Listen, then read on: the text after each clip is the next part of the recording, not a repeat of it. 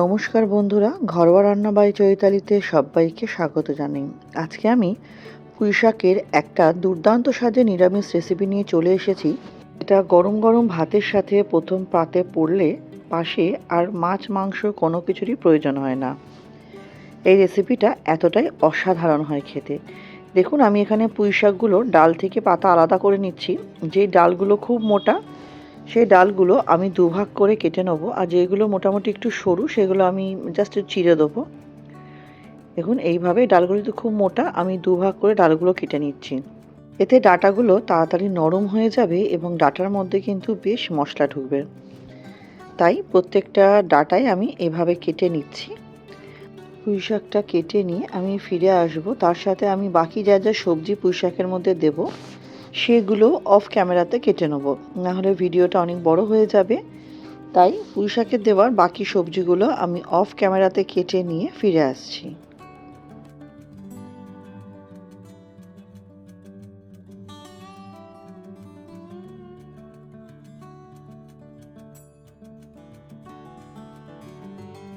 ডাঁটাগুলো কাটা হয়ে গেছে, দেখুন সাথে প্রত্যেকটা সবজি কাটা হয়ে গেছে। এখানে আমি রাঙা আলু, কুমড়ো, বেগুন, আলু, ঝিঙে দিয়েছি। ঝিঙে একটাই দিয়েছি, ঝিঙেগুলো দেখুন অর্ধেক খোলা রেখেছি, অর্ধেক ছাড়িয়ে নিয়েছি, আর ডাঁটাটাও নিয়ে নিয়েছি।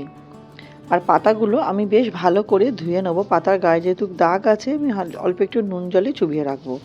এদিকে কড়াইতে 3-4 চামচ তেল দিয়ে তেলটা হালকা গরম হলে বেগুনটা আমি ভেজে নেব। বেগুনটা ভাজার সময় নুন বা হলুদ কোনোটাই দেবো না, এতে বেগুনটা বেশি নরম হয়ে যাবে। বেগুনটা নুন হলুদ ছাড়াই বেশ লালচে লালচে করে ভেজে আমি তুলে রাখবো। দেখুন, বেগুনটা কিন্তু আমার লালচে লালচে করে ভাজা হয়ে গেছে। এবার তুলে একটা পাত্রের মধ্যে রেখে দেবো। তারপর যেটুকু তেল আছে তার মধ্যে আমি 1 চামচ 5 ফোড়ন দিয়েছি, আর দিয়ে দেবো 2টো শুকনো লঙ্কা। দিয়ে ফোড়নটা হালকা ভাজা হয়ে গেলে এর মধ্যে আমি দিয়ে দেবো কেটে রাখা আলুটা। কেটে রাখা আলুটা দিয়ে হালকা নাড়াচাড়া করে এর মধ্যে আমি একে একে বাকি সবজিগুলো দিয়ে দেবো। বাকি সবজির মধ্যে দিয়ে দেবো কুমড়ো, রাঙা আলু আর ঝিঙে। এগুলো দিয়ে নুন হলুদ দিয়ে একটু ভালো মতো কিন্তু সবজিগুলো আমাকে ভাজা ভাজা করে নিতে হবে। ভাজতে ভাজতে দেখবো সবজিটা কিন্তু আমার হালকা নরম হয়ে যাবে। দেখুন, ভালো মতো ভাজা ভাজা করে নিচ্ছি। ভালো মতো ভাজা ভাজা করে যাবো, যখন নরম হয়ে যাবে তখন এর মধ্যে দিয়ে দেবো ডাঁটাটা। ডাঁটাগুলো যেহেতু একটু শক্ত থাকে তাই ডাঁটা আমি দিয়ে দিলাম আগে, দিয়ে ভালো মতো কষিয়ে নেব। আমার রেসিপি আপনারা কে কোথা থেকে দেখছেন অবশ্যই কিন্তু জানাবেন বন্ধুরা। আপনাদের কমেন্টগুলো পড়তে যেমন ভীষণ ভালো লাগে, আপনাদের কমেন্টে কিন্তু আমি রান্নার উৎসাহ পাই। দেখুন, এর মধ্যে একটা টমেটো আমি 4 ভাগ করে দিয়ে দিলাম। এবার এটাকে ঢেকে দেবো যাতে টমেটোগুলো একটু মজে যায়। মিনিট 5 পরে দেখুন আমার সবজি সহ টমেটো ভালো মতো মজে গেছে। এবার কিন্তু খুব ভালো মতো আমি এটাকে নাড়াচাড়া করে নেব। আগে ভালো মতো নাড়াচাড়া করে নেব, তারপর এর মধ্যে আমি পুঁই শাকগুলো দেবো। পুঁই শাকগুলো আমি এর মধ্যে এবার দিয়ে দেবো। পুরো পুঁই শাকটা দিয়ে আমি আগেই নাড়াতে যাব না, তাহলে কিন্তু কড়াই থেকে শাক পড়ে যেতে পারে। তাই মিনিট 2 মতো ঢেকে দেবো। ঢাকলে কিন্তু পুঁই শাকটা খুব নরম হয়ে নেতিয়ে যাবে। ঢাকা দিয়ে আমি এটা হতে দিয়ে অন্যদিকে একটা মশলা তৈরি করব। তার জন্য একটা মিক্সিং জারে নিয়ে নিলাম 2 চামচ পোস্ত, 2 চামচ নেবো সাদা সর্ষে, আর কালো সর্ষে নেবো 1 চামচ।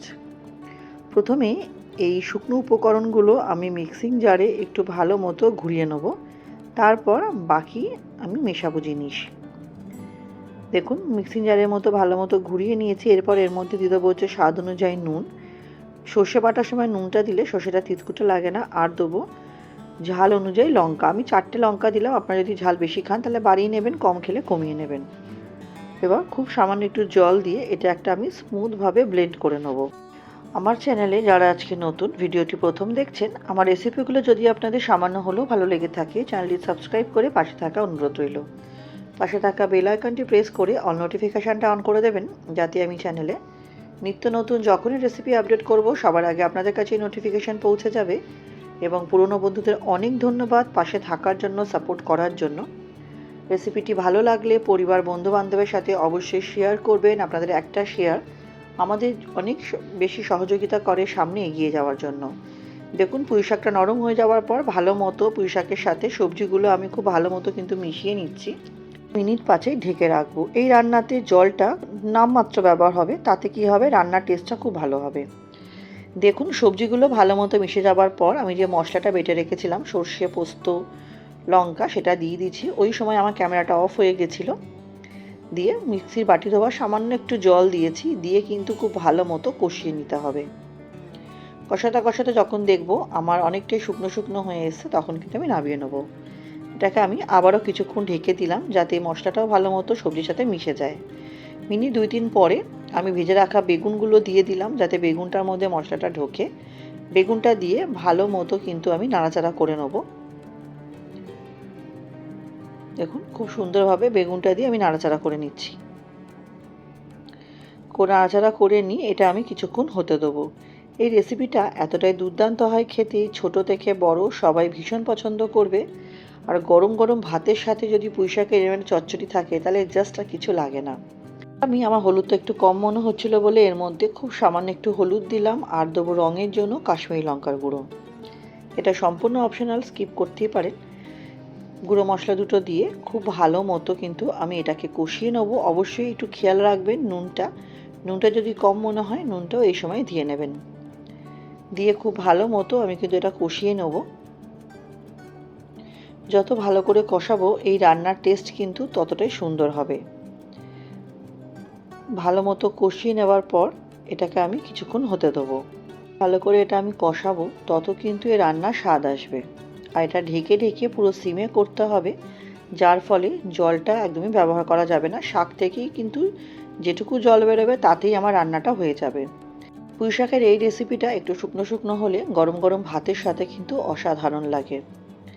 দেখুন এটা আমার হয়ে গেছে। লাস্টে আমি এর মধ্যে দিয়ে দেবো খুব সামান্য একটু চিনি। যেহেতু রান্নাটা নিরামিষ আর চিনি দিলে সমস্ত স্বাদের ব্যালেন্স হয়, তাই এর মধ্যে আমি খুব সামান্য চিনি দেবো। আপনারা যদি অপছন্দ করেন চিনিটা স্কিপ করতে পারেন। চিনিটা দিয়ে বেশ খানিকক্ষণ চিনিটা আমি মিশিয়ে নেব। তারপরেই এটা আমি মিনিট 3-4 মতো হতে দিলেই এটা আমার রেডি হয়ে যাবে গরম গরম পরিবেশন করার জন্য। ঢাকা দিয়ে কিছুক্ষণ স্ট্যান্ডিং টাইমে রেখে গরম গরম পরিবেশন করব। আপনারা কে কে আমার মতো এরকম পুঁইশাক খেতে ভালোবাসেন অবশ্যই কিন্তু জানাবেন বন্ধুরা, কারণ পুঁইশাকটা এভাবে বানালে কিন্তু অসাধারণ হয় খেতে। এছাড়া পুঁইশাকের আরও অন্যান্য রেসিপিও আছে আমার চ্যানেলে, আপনারা চাইলে দেখে নিতে পারেন। আমার কমপ্লিট হয়ে গেছে রান্নাটা, ঢাকা দিয়ে কিছুক্ষণ স্ট্যান্ডিং টাইমে দেবো। তাহলে বন্ধুরা কেমন লাগলো অবশ্যই জানাবেন। আমার সাথে ভিডিওটি শেষ অবধি ধৈর্য ধরে দেখার জন্য আপনাদের সকলকে অসংখ্য ধন্যবাদ। আমি আপনাদের পরিবেশন করেও দেখাচ্ছি, দেখুন কতটা দুর্দান্ত হয়েছে দেখতে। আজকের মতো ভিডিওটা এখানেই শেষ করছি। নেক্সট দিন আবার হাজির হব। সবাই খুব ভালো থাকবেন, সুস্থ থাকবেন।